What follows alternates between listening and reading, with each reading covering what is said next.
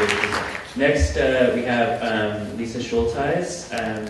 She's professor in the biology department in Foothill College, and she is preparing the Flora North America treatment for Downingia. So let's welcome her.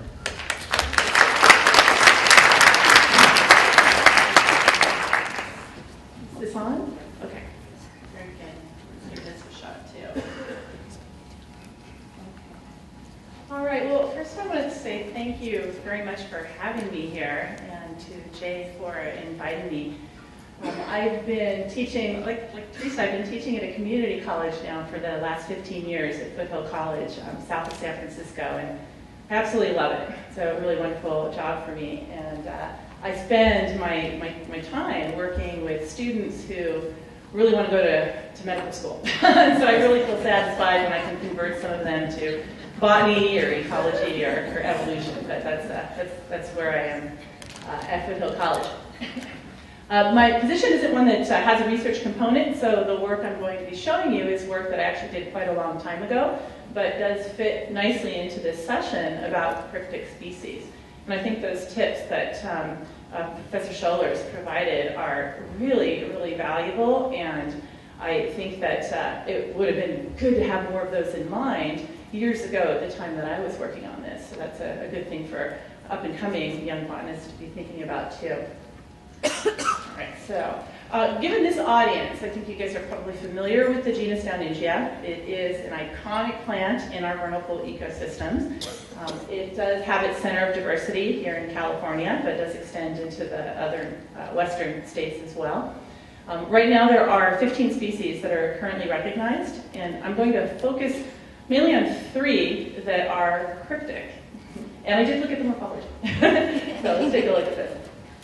All right, so the species that I'm looking at is Downingia yaina, pictured at the top. And that's its treatment in Munns and in the earlier 93 version of the Jepson Manual. But in the more recent version of the Jepson Manual, and also in the upcoming FNA treatments, it is split into these 3 species, Downingia yaina, to make this work, Downingia willamitensis, and Downingia pulcherrima. And I used the same photo here really to emphasize that it is quite difficult to distinguish these from one another using morphology.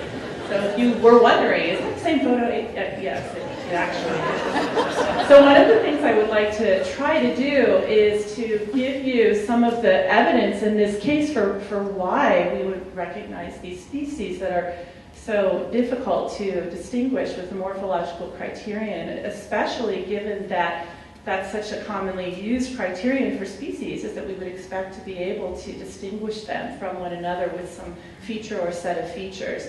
And in this case, that's been really posed a real challenge. So I'd like to give you some of that information and some of the logic behind it. I also want to let you know that these are not newly described species, those 3 that I just noted that were cryptic. These are old names that are being resurrected. So Downingia yaina, for example, was described in the late 1920s from a type location, this lower, I don't know if this is showing up, right here in southern Oregon, in the Cascades of southern Oregon. And Downingia willamitensis and Downingia pulcherrima were described respectively from a location in western Oregon and in eastern Oregon. And when you look at the taxonomic history of the group, you do find at various times that these species have been recognized as species entities. At other times they've been lumped. Sometimes they've been placed at a varietal status. By and large, the treatments since 1962 have followed what Weiler did in his PhD work at UC Berkeley, in which he recognized just the one species, Downingia yaina, without any infraspecific taxa. And he came to that conclusion after looking at a wide array of specimens and growing them in the greenhouse under common cultivated conditions, and determined that the features that had been used to distinguish the species or varieties, depending on what status it had been given, really weren't showing any consistent patterns with geography or with the entities that have been identified. So that's where we've been for decades, is the one species, Downingia yaina. which, as I've noted, is now being divided into these three cryptic species. Again, Downingia, Willamitensis, and Pulcherima.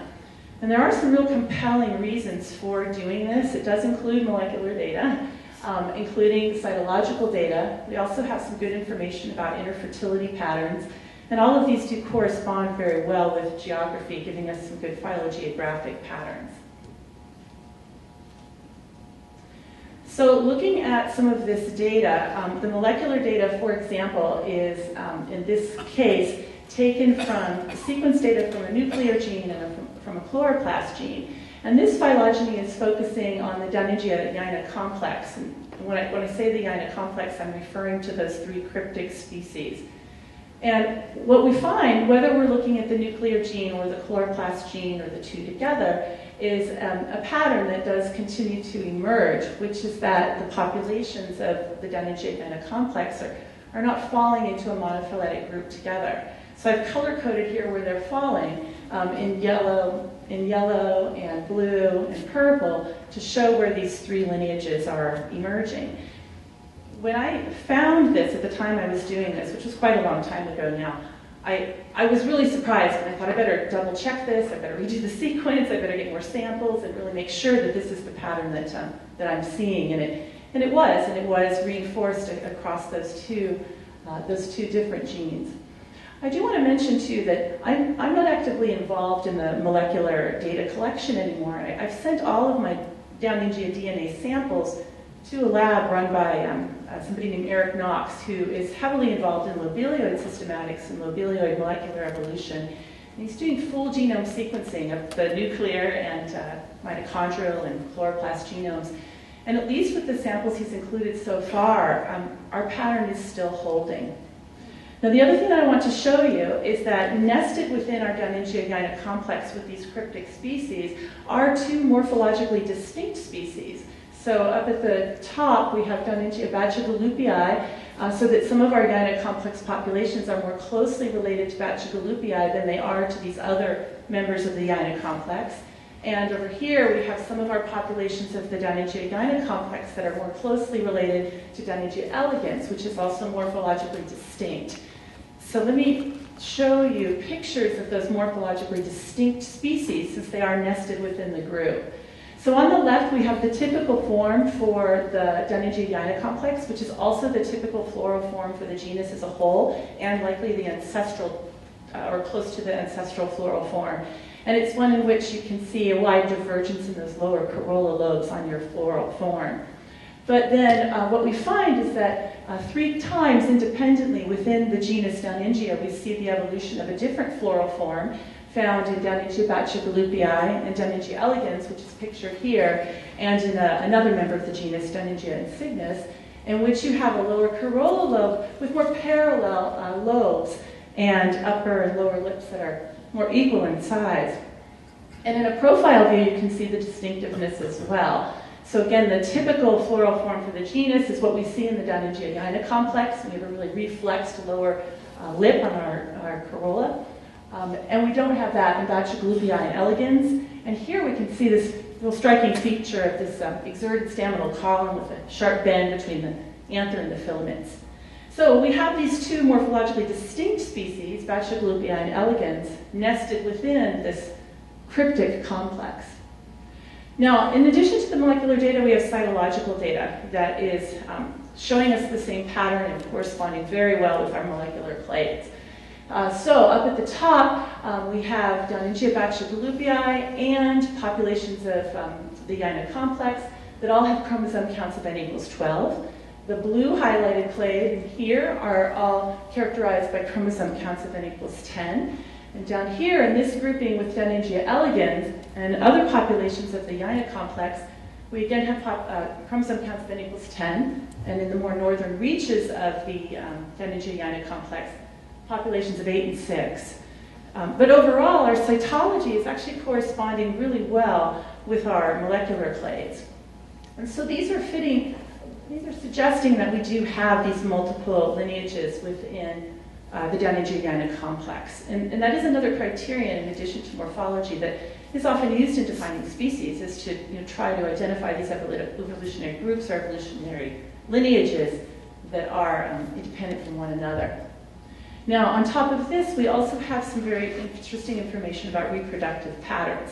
That's another criterion that can be used with defining species, one in which you would anticipate the members of the same species would have high interfertility when crossed compared to crosses between members of separate groups or separate species. And we find that pattern here. So for example, now this is actually an interesting one because it's between morphologically distinct Bachygalubii and members that are highlighted in this yellow grouping. You can get fertile hybrids of those, both in the lab and in the field. So these are some plants that I collected from a population in the field where I could clearly find Downingia Bachygalubii, the morphologically distinct species, and those of the Yaina complex that are now referred to as Pulcherima, as well as hybrids. And there's been work done to show that you can actually get higher fertility in your hybrids when crossing these morphologically distinct species than when crossing these populations of Downingia yaina with other populations of that complex that are in a different molecular clade or that have a different cytology. Here's another way of looking at that. This is data that I reanalyzed that comes from some classic work in a UC Davis thesis that was completed in 1972. I really had the good fortune of having some amazing sets of data to work with that I could reanalyze and with a sort of a new lens from past workers. So in this work, Rachel Foster did extensive crosses between the different cytological races of the Downingia yaina complex. And I was able to look at her raw data and determine that when you have crosses between individuals with different chromosome numbers, you have a significant reduction in the fertility in the hybrids compared to those with the same chromosome number. And similarly, because, and this is again where herbarium specimens and herbaria are so important, I was able to actually get DNA sequences directly from her chromosome vouchers. And so could show that we also have a significant reduction in fertility if you're crossing individuals from different molecular clades compared to the same molecular clade. So we have all three of these things, the molecular data, the cytological data, our patterns of reproduction, of interfertility and reproductive barriers that are all supporting the same overall picture, which is these three separate lineages within what was known as Downingia yaina. And so these populations are now reassigned to Downingia Pulcherima, Downingia Pulcherima with n equals 12, Downingia yaina with the count of n equals 10, and Downingia willamitensis, mostly with counts of n equals 10, but also of 8 and of 6. Now, that's not to say there isn't morphological variation amongst these cryptic species, Pulcherima, yaina, and willamitensis. There certainly is. There's actually a lot of interesting variation across these groups.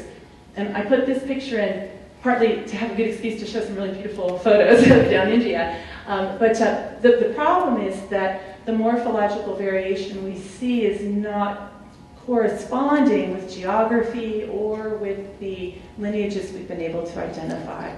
And with the previous speaker, Teresa Scholler, she said, really it's important to actually try to find something to distinguish these cryptic species if you think they're cryptic. And I really looked. And prior to me, Weiler looked, Foster looked, and they couldn't find anything either. So this is just a small excerpt of some of the features that I examined. And I could find that there would be tendencies in one of the species compared to the other. So for example, there's a tendency in Downingia willamitensis to have more wider floral bracts or an anther angle that's not quite as bent or lower corolla lobes that on average were more divergent. But there was quite a range for all of the features that I had examined within each of the cryptic groups so that they overlapped a lot, and so that makes it quite difficult to use these definitively when you're trying to identify which of these species you have. So that's a true challenge.